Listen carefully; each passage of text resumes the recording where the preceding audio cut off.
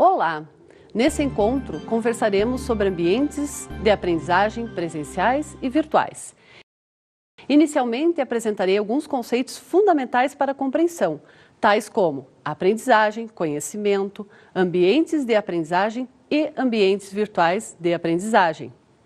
Na sequência, falarei sobre as concepções epistemológicas que perpassam o desenho de um ambiente virtual de aprendizagem, tipos e formas de interação e, para finalizar, comentarei sobre alguns modelos de avaliação de ambientes virtuais de aprendizagem que poderão ajudar vocês no futuro quando necessitarem escolher um ambiente virtual de aprendizagem, também denominado AVA. Iniciaremos agora com os conceitos e contextualização. No entanto, antes de falarmos sobre ambientes de aprendizagem especificamente, é necessário discutirmos o conceito de aprendizagem e de conhecimento, pois todo e qualquer ambiente de aprendizagem é constituído a partir de uma crença sobre como o sujeito aprende e conhece. Essa compreensão orientará a forma como os processos de ensino e de aprendizagem serão desenvolvidos, as metodologias que serão utilizadas, como será realizada a mediação pedagógica e a avaliação. Passamos então a refletir sobre o conceito de aprendizagem. Muitos teóricos que estudaram ou que ainda estudam o desenvolvimento humano têm buscado, ao longo do tempo, compreender como se dá a aprendizagem, ou seja, como o sujeito passa de um determinado conhecimento menos organizado para um conhecimento mais organizado. Dentre esses teóricos, encontramos o biólogo suíço Jean Piaget, considerado até a atualidade como um dos maiores psicólogos do desenvolvimento humano. Para Piaget, a aprendizagem, em geral, é provocada por situações externas e ocorre somente quando há, da parte do sujeito, uma assimilação ativa, ou seja, é necessário a atividade do sujeito. Sem essa atividade, para Piaget, não há aprendizagem. Toda a ênfase é colocada na atividade do próprio sujeito. E penso que sem essa atividade, não há possível didática ou pedagogia que transforme significativamente o sujeito. Assim, quando Piaget diz isso, ele ressalta a importância da ação do sujeito para que a sua aprendizagem ocorra, atribuindo a ele a responsabilidade também pelo seu processo. O autor acredita que caso não haja, no contexto do processo educativo, esse espaço para o sujeito agir sobre o objeto de conhecimento, a fim de que possa compreendê-lo, dificilmente ocorrerá a aprendizagem, capaz de transformar significativamente o sujeito. Agora, vamos conversar um pouco sobre o conceito de conhecimento. Sobre o conceito de conhecimento, Piaget nos diz que o conhecimento não é, de forma alguma, uma cópia da realidade, nem simplesmente olhar e fazer uma cópia mental ou imagem de um acontecimento. Conhecer é modificar, transformar o objeto, compreender o processo dessa transformação e, consequentemente, compreender o modo como o objeto é construído. Nessa concepção, o conhecimento é construído pelo sujeito que age sobre o objeto percebido, interagindo com ele, sendo as trocas sociais condições necessárias para o desenvolvimento do pensamento. Piaget se opõe ao ideal de um conhecimento impessoal, dizendo que o conhecimento como tal não existe, mas somente pessoas em relação ao que conhecem. Agora podemos, então, discutir o conceito de ambientes de aprendizagem. A partir desses conceitos que discutimos até o momento, o que podemos entender por ambientes de aprendizagem? Um ambiente de aprendizagem deve disponibilizar as condições necessárias para que a aprendizagem possa ocorrer. Ou seja, ele precisa propiciar acesso a informações em diferentes fontes e meios, sejam essas fontes físicas ou digitais virtuais. Por exemplo, livros, revistas, jornais ou a internet, né, através do Google acadêmico ou bibliotecas digitais. Deve também promover a interação entre os sujeitos, de forma a criar espaços dialógicos, onde os sujeitos possam dialogar, que busquem o desenvolvimento da colaboração e da cooperação. Deve ainda possibilitar um processo de mediação pedagógica, capaz de promover o desenvolvimento da autonomia do sujeito e da sua autoria. Precisa ainda ser suficientemente provocador, instigador, de forma a possibilitar ao sujeito estabelecer relações entre o conhecimento construído, a sua bagagem de conhecimento construído ao longo da sua vida, né, ao longo da sua história de interação, e as novas informações, criando então dessa forma suas redes de significação para ampliar o seu conhecimento. Assim, um ambiente presencial físico de aprendizagem se caracteriza pela presença física, corpo físico, dos sujeitos envolvidos no processo educativo, num mesmo tempo, ou seja, síncrono e mesmo espaço geográfico. Num ambiente virtual de aprendizagem, a presença se manifesta basicamente em forma de interação textual e pode ocorrer no mesmo tempo, ou seja, síncrono, por meio de ferramentas de bate-papo, por exemplo. Em tempos diferentes, ou seja, assíncrono, por meio de ferramentas como o fórum, diário, dentre outras, e em espaços geográficos distintos. Atualmente, existem inúmeros ambientes virtuais de aprendizagem que se propõem a dar suporte aos processos de ensino e de aprendizagem baseados na web, tanto originários do meio acadêmico, desenvolvido por equipes em universidades, normalmente interdisciplinares, quanto do meio comercial.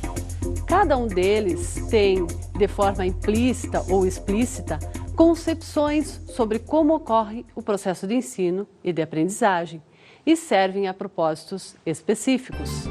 A seguir, falaremos então das concepções epistemológicas, o paradigma educacional presente nos ambientes de aprendizagem. Todo e qualquer desenvolvimento de um produto para a educação é permeado por uma concepção epistemológica, ou seja, por uma crença de como se dá a aquisição do conhecimento, de como o sujeito aprende. Essa concepção é a base do desenvolvimento do processo educacional, que é expresso nas ações educativas. Em alguns ambientes, é possível identificar a aplicação de uma concepção epistemológica, em particular ao processo escolhido para o seu desenho. Em especial, duas abordagens teóricas distintas podem ser verificadas, a empirista e a interacionista. Essas duas vertentes apresentam posições fundamentalmente distintas sobre a forma como o conhecimento é adquirido pelo sujeito, ou seja, de como a aprendizagem ocorre. Consequentemente, disponibilizando um conjunto de ferramentas que propiciam em maior ou menor grau o desenvolvimento de metodologias específicas para o fim a que se propõe.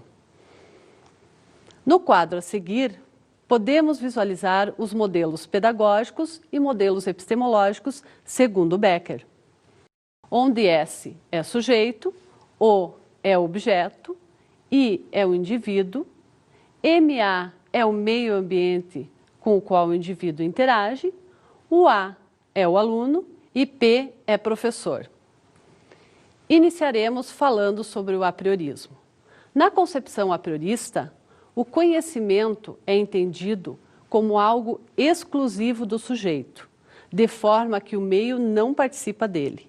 O professor que fundamenta a sua prática pedagógica nessa concepção acredita que as condições de possibilidade do conhecimento são dadas na bagagem hereditária, ou seja, são pré-determinadas, ou a priori, como um pré-requisito, e não como uma instância de interação com o meio que pode se desenvolver.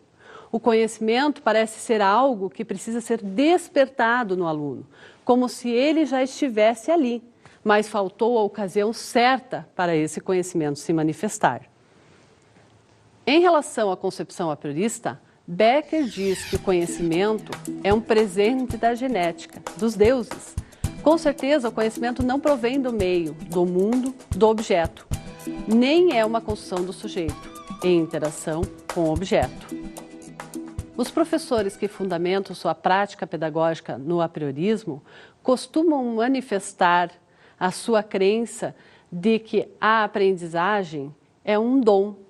Muitas vezes referem que o João é bom em matemática porque seu pai era um excelente aluno em matemática, como se o conhecimento viesse na bagagem hereditária, ou seja, porque o seu pai teve um bom desempenho em matemática, automaticamente seu filho também teria um bom desempenho, quando, na verdade, outras concepções epistemológicas, as quais serão trabalhadas a seguir, mostrarão um aspecto diferenciado.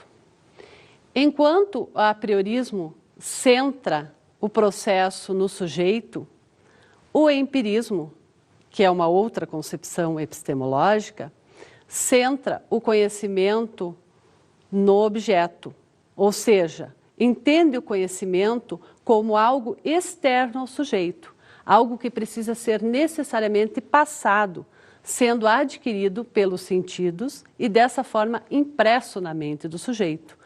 O professor que fundamenta a sua prática pedagógica nessa concepção acredita que a transmissão de conhecimento é o que garante a aprendizagem e o bom desempenho do ensino. O aluno é entendido como uma tábula rasa, é passivo e o professor é ativo, ou seja, o professor transmite e o aluno recebe essa transmissão. Essa concepção encontra apoio na psicologia comportamentalista, no associacionismo, no behaviorismo e no neobehaviorismo. Em relação à concepção empirista, Becker afirma que a postura epistemológica empirista se caracteriza por atribuir aos sentidos a fonte de todo o conhecimento.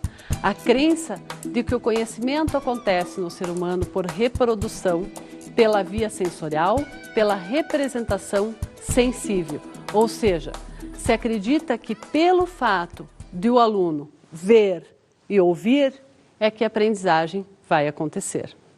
Contrapondo a visão apriorista, que centra o conhecimento no sujeito, e a empirista, que centra o conhecimento no objeto, surge a concepção interacionista. Na concepção interacionista, o conhecimento é entendido como resultado de um complexo processo de interação entre o sujeito e o meio, ou seja, o objeto de conhecimento. O professor que fundamenta a sua prática pedagógica nessa concepção oportuniza o acesso à informação, de forma que o aluno se aproprie do conhecimento e experimente o processo de aprendizagem. O professor atua como mediador, problematizador, instigador, orientador, articulador do processo. Deve estar claro para o professor que é a ação do sujeito em interação com o objeto de conhecimento e demais sujeitos que participam do processo, que é realmente importante no processo de aprendizagem. Segundo Becker, o professor pode e muitas vezes deve expor unidades de matéria aos alunos. Isso não significa que esteja necessariamente professando a crença empirista na transmissão do conhecimento. A exposição é vista como útil, necessária e perfeitamente compatível com uma epistemologia crítica, desde que não seja entendida como condição suficiente de aprendizagem, mas como um momento importante de um processo pedagógico ativo. Nesse contexto, a informação é entendida como meio e não como fim. É claro que a informação, o conteúdo é necessário, mas fundamental é como o sujeito vai interagir e a sua interação com esta informação, como ele vai construir o seu conhecimento num processo de colaboração e de cooperação com os demais. É isso que nos propõe a concepção interacionista. É nesse aspecto que iremos, então, agora discutir a questão da interação e aprendizagem em AVAs. No contexto da aprendizagem, A interação é compreendida como fundamental para que o sujeito possa construir conhecimento. Ou seja, sem interação não há construção do conhecimento. Para evidenciar melhor o que acabamos de discutir, vou apresentar agora um trecho do filme Sociedade dos Poetas Mortos. Mr. Anderson, so you're sitting there in agony. Come on, Todd, step up. Let's put you out of your misery.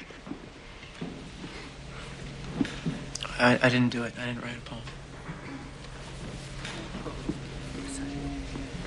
Mr. Anderson thinks that everything inside of him is worthless and embarrassing. Isn't that right, Todd? Isn't that your worst fear? Well, I think you're wrong. I think you have something inside of you that is worth a great deal. I sound my barbaric yelp over the rooftops of the world. W. Uncle Walt again. Now, for those of you who don't know, a yelp is a loud cry or yell. Now, Todd, I would like you to give us a demonstration of a barbaric yelp. Come on, you can't yelp sitting down. Let's go. Come on, up. Gotta get in yelping stance. A yelp. No, not just a yelp. A barbaric yelp. Yelp. Come on, louder. Yelp. Oh, that's a mouse. Come on, louder. Yelp. Oh, good God, boy, yell like that. There it is. You see? You have a barbarian in you after all. Now, you don't get away that easy. Picture of Uncle Walt up there. What does he remind you of? Don't think. Answer. Go on. A madman. What kind of madman? Don't think about it. Just answer again. A crazy madman. Oh, you can do better than that. Free up your mind. Use your imagination. Say the first thing that pops into your head, even if it's total gibberish. Go on. Go on. A sweaty-toothed madman. Good God, boy. There's a poet in you after all. There. Close your eyes. Close your eyes. Close them. Now, describe what you see. I close my eyes. Yes? And this image floats beside me. Sweaty-toothed madman. The sweaty-toothed madman with a stare that pounds my brain. Oh, that's excellent. Now, give him action. Make him do something. His hands reach out and choke me. That's wonderful, wonderful. And all the time he's mumbling. What's he mumbling? Mumbling truth. Yeah. Truth like a blanket that always leaves your feet cold. Forget them. Stay with the blanket. Tell me about that blanket. You push it, stretch it, it'll never be enough. You kick at it, beat it, it'll never cover any of us. From the moment we enter crying to the moment we leave dying, it'll just cover your face as you wail and cry and scream.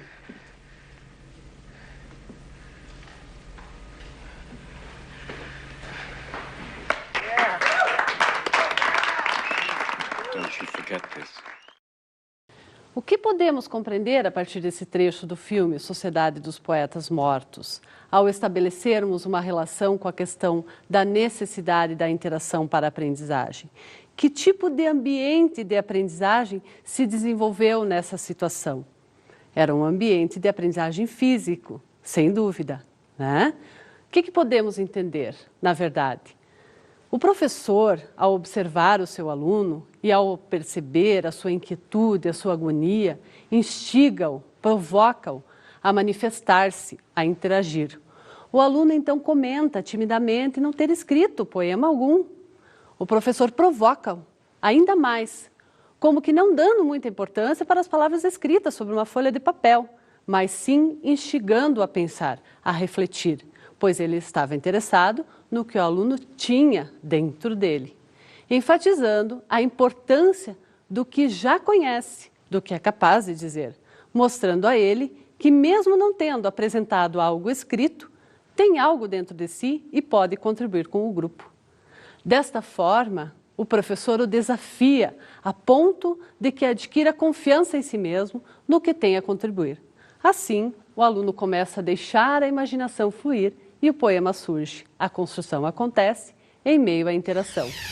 Segundo o Primo, a interação é uma ação entre participantes, entre sujeitos que interagem, cujo foco está na relação estabelecida entre esses interagentes.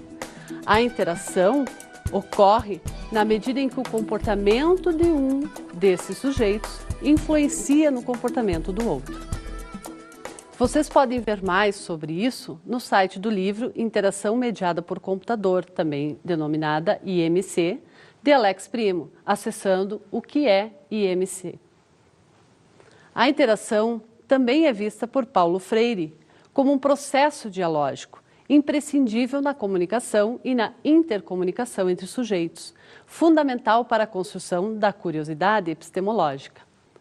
A interação pode ocorrer de um para muitos, possibilitada nos meios de comunicação de massa, nos quais uma mesma mensagem é enviada para todos a partir de um centro de distribuição, como, por exemplo, na televisão ou no rádio, de um para um e de muitos para muitos, possibilitadas pelas tecnologias digitais virtuais.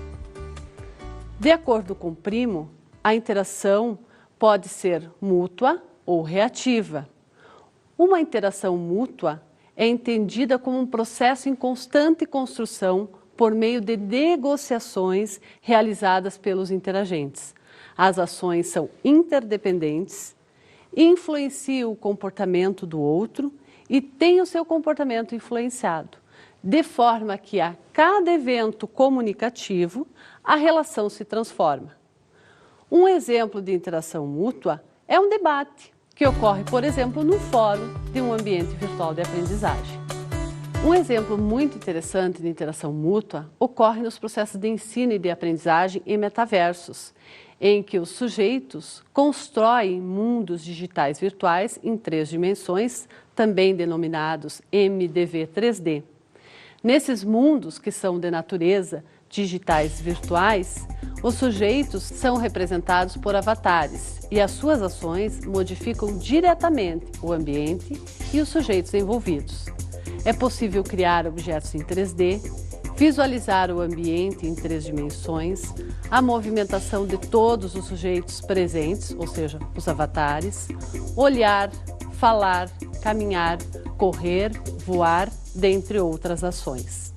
Em um mundo digital virtual em 3D, as regras de conduta são estabelecidas pelos sujeitos que vivem e convivem nesses mundos, bem como a sua aparência, construções, propósitos, dentre outros. São ambientes virtuais de aprendizagem que existem na interação dos sujeitos, seja com o mundo, com os outros sujeitos, com o professor, do professor com os sujeitos, do professor com o mundo, etc. Já na interação reativa, o processo acontece fundamentalmente baseado na ação e reação, no estímulo-resposta. Apresenta relações lineares e unilaterais. Há uma sequência definida de acontecimentos sucessivos, demasiados determinísticos e de pouca liberdade criativa. A interação reativa está presente em grande parte dos processos de ensino e de aprendizagem. Vejamos o exemplo de um jogo que possibilita a interação reativa. Em alguns jogos educativos, os sujeitos envolvidos precisam realizar um conjunto de ações que são pré-definidas para passar de fase e avançar no jogo. Muitos deles são classificados por série e apresentam um conjunto de questões de matemática, história, português, dentre outras, as quais devem ser resolvidas pelos sujeitos conforme pré-programadas pelo programador que criou o jogo. E nada do que o jogador fizer de diferente irá afetar o jogo em questão.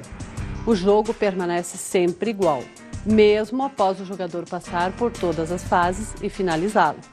Não é possível realizar ações no jogo que o modifiquem, transformem e nem construam novos objetos e modifiquem o seu final.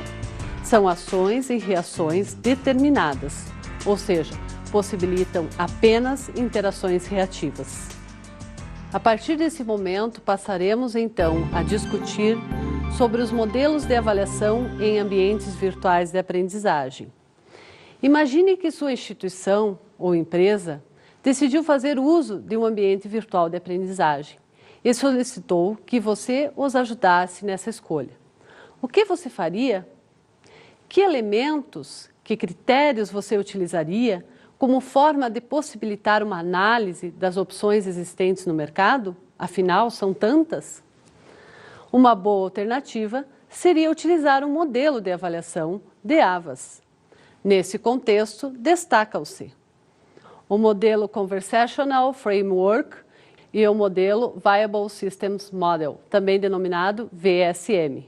Mais recentemente, Schlemmer e Fagundes e Schlemmer, 2002, propuseram um modelo interacionista construtivista sistêmico, o qual toma como referência os modelos citados anteriormente e o contraste entre o paradigma que norteia o processo educacional numa cultura de ensino fundamentada numa sociedade industrial e o paradigma da cultura da aprendizagem impulsionado pela sociedade em rede.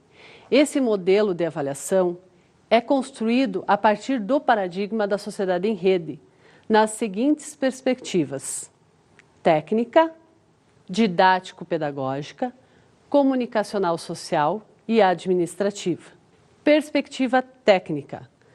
Considera as ferramentas disponibilizadas pelo AVA, ou seja, ferramentas de autoria, ferramentas de trabalho individual e de trabalho coletivo, suporte tecnológico e serviços diversos, tais como Virtualteca, Mural, dentre outros.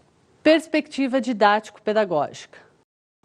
Analisa as questões de cunho epistemológico e os paradigmas educacionais que fundamentam a criação de um AVA.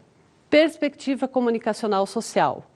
Analisa a dinâmica nas interações comunicacionais e sociais que um AVA possibilita. Perspectiva administrativa. Considera questões referentes à administração das comunidades dentro do AVA e o papel dos diferentes atores, conceptores de comunidades, articuladores, alunos, secretários, dentre outros.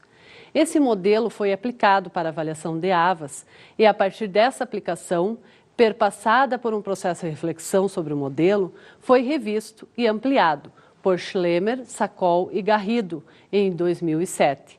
Assim foram consideradas as múltiplas perspectivas, ou seja, a perspectiva técnica, no modelo original, foi agregado um bloco de questões a serem avaliadas, que dizem respeito à adequação geral e usabilidade do sistema, no qual se procura avaliar o ambiente, especialmente do ponto de vista da adequação às atividades de apoio à educação presencial física e à educação à distância.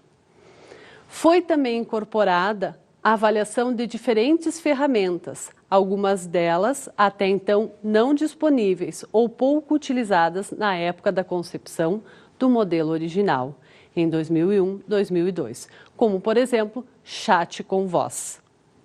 Da mesma forma, as questões que estavam sob a perspectiva comunicacional social do modelo original foram fundidas à anterior, perspectiva técnica, uma vez que ambas as perspectivas estão estreitamente interligadas, de acordo com as possibilidades que o sistema oferece em termos de comunicação e interação social. Essa fusão entre os elementos tecnológicos e comunicacionais sociais está fundamentada em uma perspectiva de construção social da tecnologia. De acordo com essa perspectiva, não é possível separar totalmente os elementos sociais e tecnológicos, uma vez que toda tecnologia é uma construção social. Assim, denomina-se esse novo bloco de questões como pertencendo a uma perspectiva tecnológica e comunicacional social. Questões puramente de cunho técnico, que não referentes às funcionalidades do AVA em si, tais como manutenção técnica, configuração de microcomputador necessárias para rodar o sistema, dentre outras, foram incorporadas a uma nova perspectiva de proposta, denominada de perspectiva de gestão, que envolve questões relacionadas à gestão da tecnologia por parte dos administradores da instituição de ensino. Perspectiva didático-pedagógica. Expandiu-se o bloco de questões que foca a avaliação do processo de ensino e de aprendizagem. Como mencionado, além da mudança nessa perspectiva, uma nova perspectiva foi incorporada ao modelo, a perspectiva de gestão.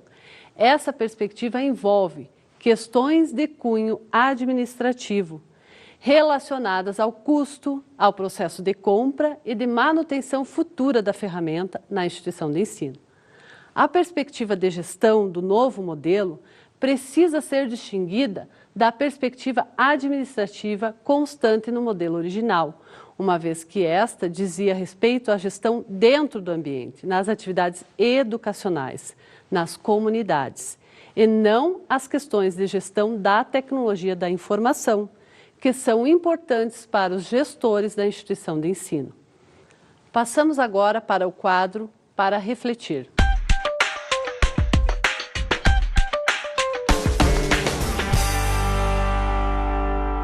Educar na atualidade significa utilizar as tecnologias digitais virtuais nos processos de ensino e de aprendizagem.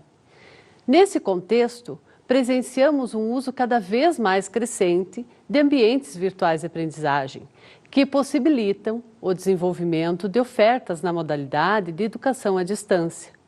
Fala-se em ambientes de aprendizagem híbridos, ou seja, propostas que utilizam tanto ambientes presenciais físicos de aprendizagem, quanto ambientes virtuais de aprendizagem.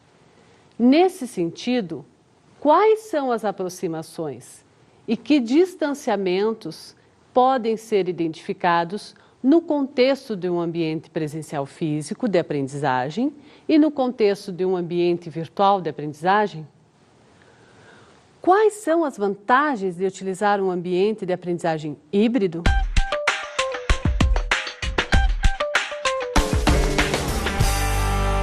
No encontro de hoje, foi possível conhecer melhor a temática Ambientes de Aprendizagem Presenciais e Virtuais. Iniciamos com alguns conceitos fundamentais, tais como aprendizagem, conhecimento, ambientes de aprendizagem e ambientes virtuais de aprendizagem. Depois, discutimos sobre as concepções epistemológicas que perpassam o desenho de um ambiente virtual de aprendizagem, tipos e formas de interação e, por último, falamos sobre alguns modelos de avaliação de ambientes virtuais de aprendizagem, que poderão ajudar vocês quando necessitarem escolher um AVA. Espero que todas essas informações possam ter contribuído significativamente para a sua aprendizagem.